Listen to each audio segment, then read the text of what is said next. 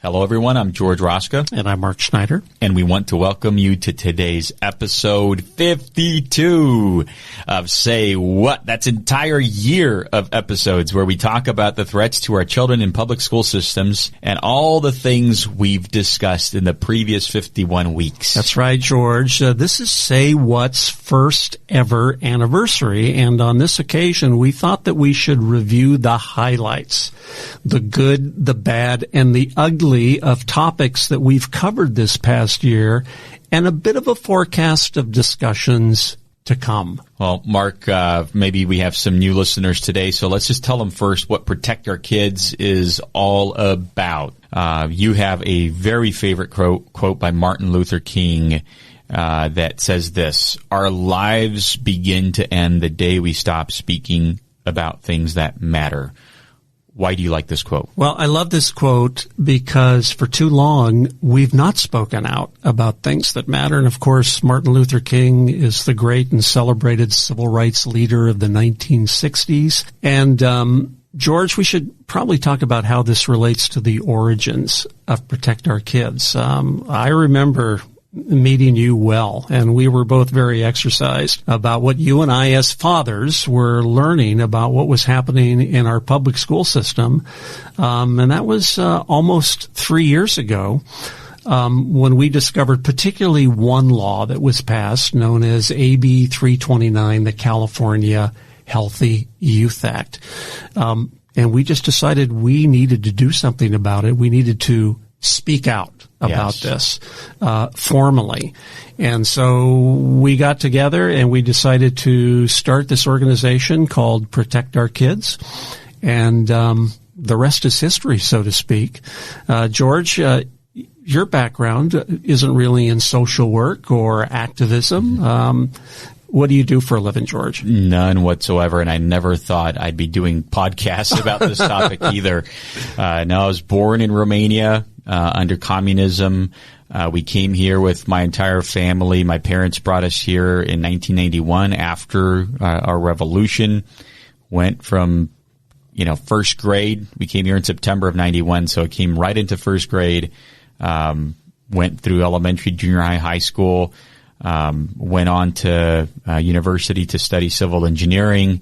While I was doing that, I was also getting my seminary degree and just my bachelor's in theology. Went on, got married early. I have 4 kids. I love playing basketball whenever I can, now mostly running. Yeah. And so when I found out about this, at that time, we just had our third child, and that's our little girl. And she changed my world. Mm.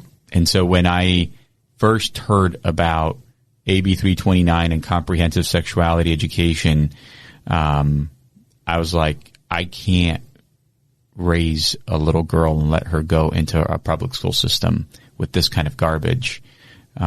So I couldn't sit down anymore. I said, I have to do something. And from April of 2018 until March of 2019, when we met, I was trying to just push and inform parents as best as I knew how. And I was just absolutely thrilled when you set up that meeting. I think it was March 6th, 2019. That's right. At your church. And I got to meet you and Pastor Maury Evans and Pastor Ken Chin and other people. And man, has it been a journey since then. Little did we imagine what would have happened since then.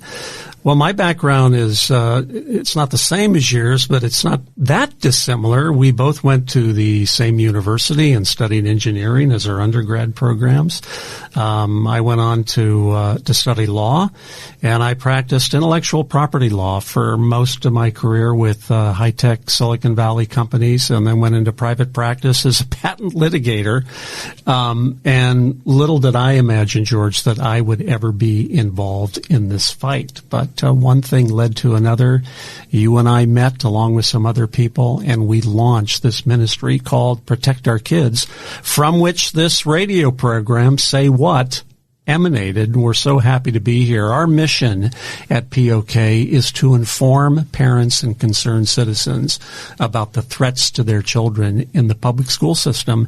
And so over the course of this last year, George, during this radio program, we have tried to do just that. In fact, we specifically talked about something called the triple threat a number of times.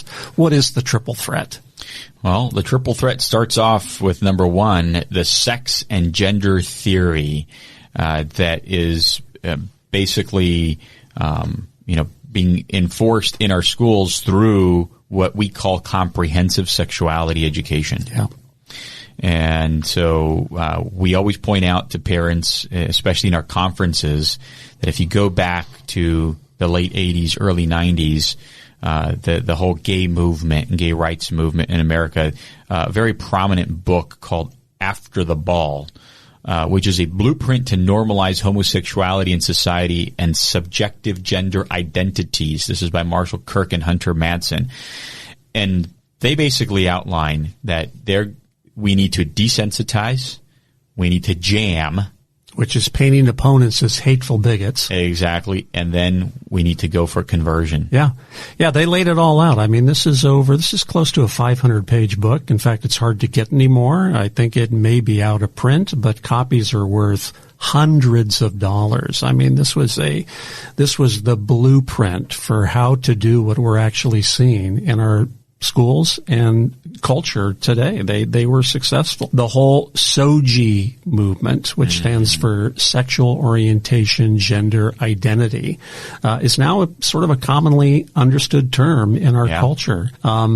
They talked about sexual rights, and we had a program on that, George, didn't we? We did. We tried, I think it was 2 programs because it was so big. We unpacked what the International Planned Parenthood Federation declared. They put out a sexual rights declaration back in 2008. And in there they always copy God's word. They had 10 commandments for sexual rights, 10 declarations. And so a lot of those are like the right to sex work. They support every child who wants to become a prostitute. That's their right. They call it sex work. It's so deceiving. Yeah. The whole redefinition of the word sexuality. So when parents hear, oh, yeah, we have sex ed at school. No, you don't have sex ed because the definition of sex is, something biological.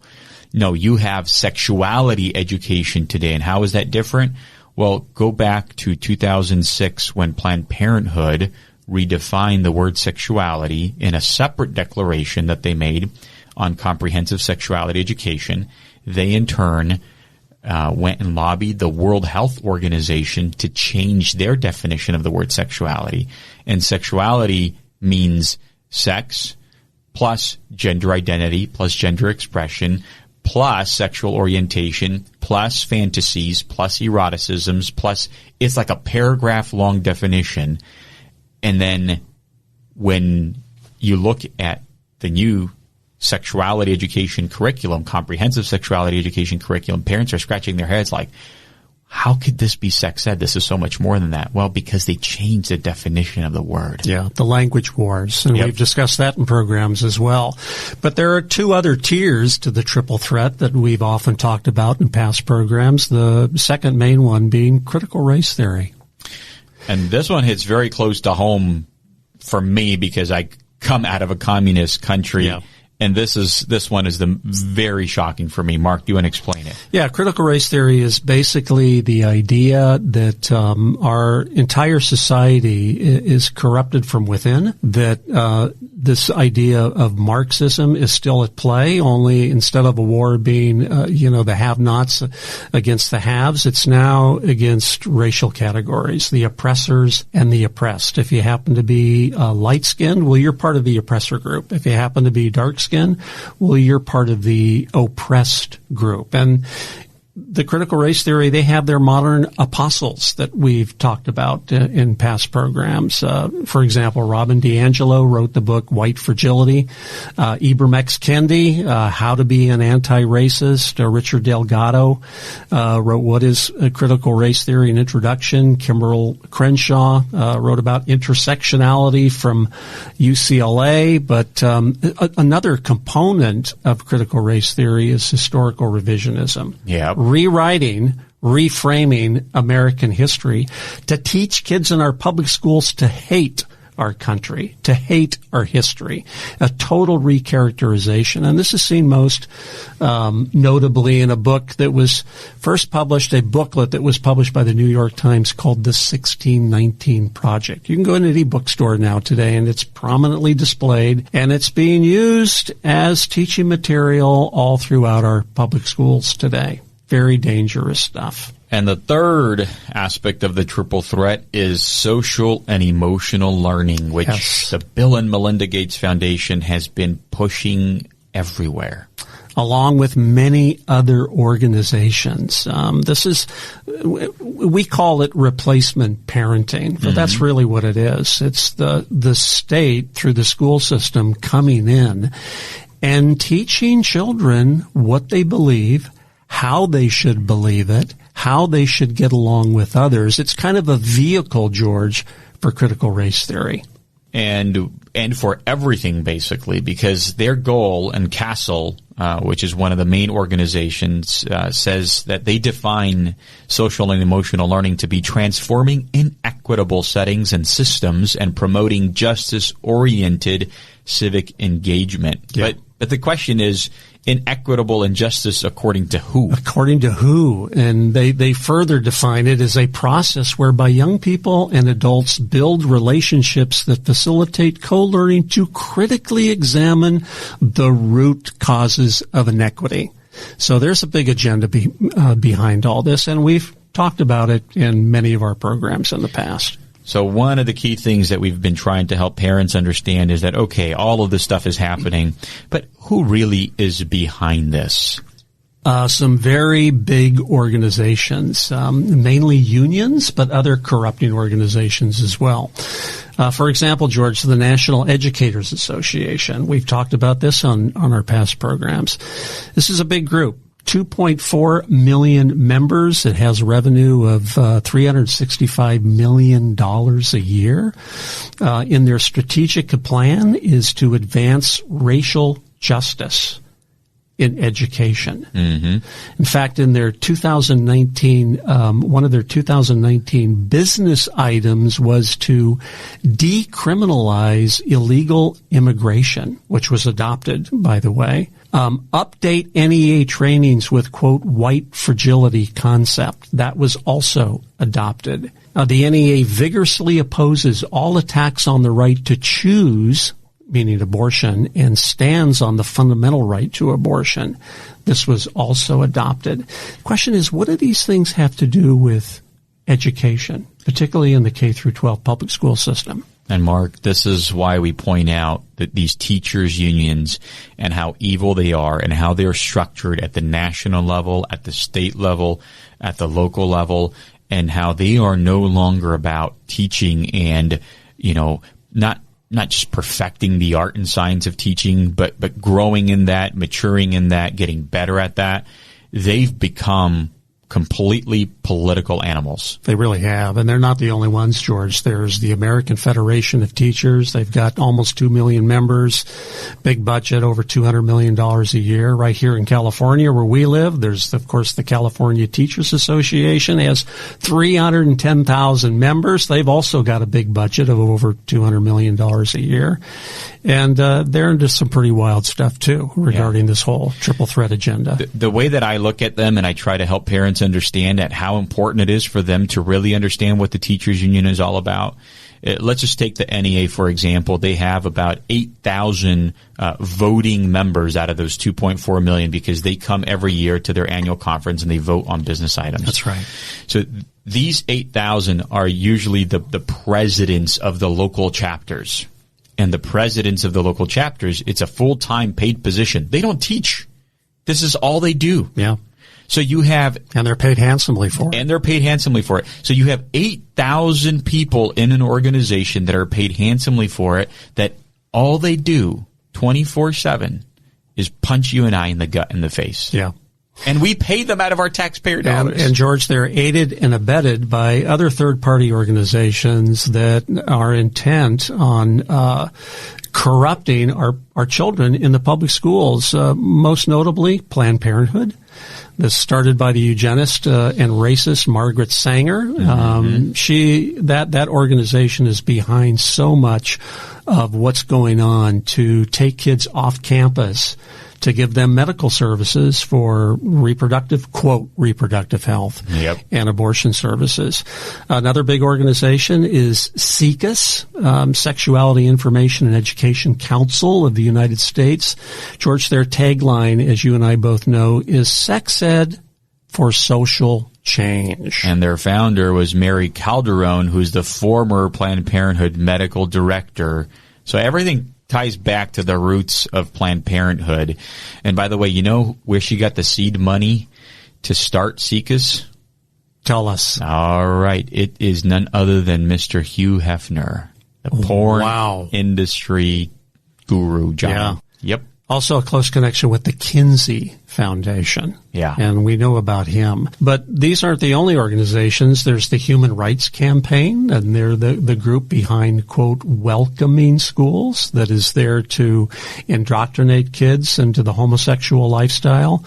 Closely coupled with them is the Gay, Lesbian, Straight Education Network, otherwise known as GLSEN, that's behind so many of the Gay Straight Alliance clubs. Advocates for Youth is another one of the big groups corrupting our kids. In fact, their tagline is young, powerful, taking over. So a lot of stuff there, George, but we also gave parents some insight and a look into what's actually being taught in public schools today. Yep, we went over a lot of different curricula that are being used, especially on the comprehensive sexuality education side, and a lot of different books that are being, read to children and encouraged for children. Just a few examples of, here's a book that kids are seeing in kindergarten. Who Are You? The Kid's Guide to Gender Identity, which instructs children to ignore the sex that they were born with, teaching them that gender is much more than the body you were born with. Parents just make a guess by looking at a child's body as to what their gender is. And from there, it advances to books like My Princess Boy, which tells the story of a young boy who likes to dress in girls' clothes. Family and friends are supportive, but others make fun of the boy. Readers are urged to express caring and compassion for children who cross-dress. From there, we go to the books like It's Not the Stork, and then It's Perfectly Normal. Boy, this is a bad one, which is intended for 10-year-olds and up. And this book, George, graphically shows cartoon images of sex acts and normalizes homosexuality, bisexual, and transgender identities. 10-year-olds. 10-year-olds. It is absolutely ludicrous. There is another one that's called SEX, Puberty and All of the Stuff. This is intended for teens. This book thoroughly describes sex acts in common vernacular with graphic cartoon imagery. It also introduces the use of condoms and other protective methods to avoid transmission of STDs. And really, most of these are encouraging sexual activity. There's no question about it. In fact, at POK, we make this point that it's not just talking about gender identity. They're sexualizing our children at very young ages. And we, over the course of the last year, George, on this program, we've provided many examples of just that. But in terms of gender identity, there's two other tools that we've talked about that are being used in the public schools to do this job. One is the gender-bred person. But that has changed into now the unicorn person. Yeah, because a unicorn, you get to create yourself. You do, yeah.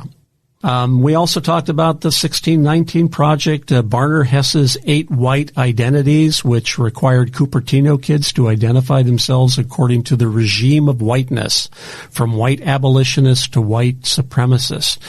And finally, George, we talked about the California Ethnic Studies program, which encouraged teachers to lead students in chants and worship Aztec and pagan gods.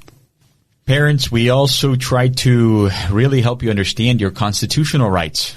And especially the important cases that affect that at the Supreme Court level. We did. We talked in various programs about the First and 14th Amendment and how that applies to parents' rights in the public schools. And we talked about some specific cases a number of times, one of which is Meyer v. Nebraska that goes back to 1923 and really gives parents the right to control the upbringing of their children. This was reemphasized in a more recent case, Troxel versus Granville, which underscored that right. Mm-hmm. We talked about this very famous case, West Virginia Board of Education versus Barnett, that states that public officials cannot mandate a certain orthodoxy, an ideology to our school kids. And they just can't do it. Yeah. And yet that's what's happening in our public schools today. Exactly. Students also have rights in the public schools to express their religion and to express their rights of conscience. That's the Tinker v. Des Moines case. But George, there's also some bad cases that we've discussed many times on this program. Yep, we have Brown versus Hot, Sexy, and Safer, 1995 in Massachusetts. And its sister case, which is more recent, the infamous Fields versus Palmdale School District, 2005, out of the Ninth Circuit here in California. Both cases stood for the proposition that parents' rights to control the upbringing of their children, quote, does not extend beyond the threshold of the school door. And unfortunately, that's still good law today. And Mark, this is the one, Fields versus Palmdale, that made me blow up, when I was researching this, because I actually had to deal with it in my own school district. May of 2018, we stormed the boardroom with a bunch of parents, hundreds of parents, saying, no way, you are not going to teach our children this stuff. And guess what? There was a Planned Parenthood representative in the room. They ended up sending a letter on behalf of Planned Parenthood to our school board. And in the letter, they quoted Fields versus Palmdale. So that's when I finally understood why our school boards are in the Ninth Court region, right? Ninth Circuit region, why they are absolutely afraid of Planned Parenthood. That's right.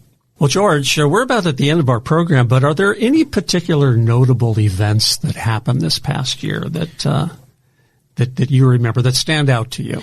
Well, first one is San Francisco Gay Men's Choir. Oh, yes. And this one was absolutely horrific. You can't call this a parody. No, this was intentional. And here's some lyrics, at least for the end. You think we're sinful. You fight against our right. You say we all lead lives you can't respect. But you're just frightened. You think that we'll corrupt your kids if our agenda goes in check. Funny, just this once, you're correct. And they close it off. We're saying, we're coming for them. We're coming for your children. The gay agenda is coming home. The gay agenda is here. Yeah, that was amazing. They took that off their website, by the way, because there was such an outcry, but it was too late. I mean, the agenda was out there for everybody to read. But George, for me, really the biggest one was when the National School Board Association colluded with the Biden administration and the Department of Justice to term parents complaining about what their kids were learning in the public schools as, quote, domestic terrorists, and to launch investigations into certain parents.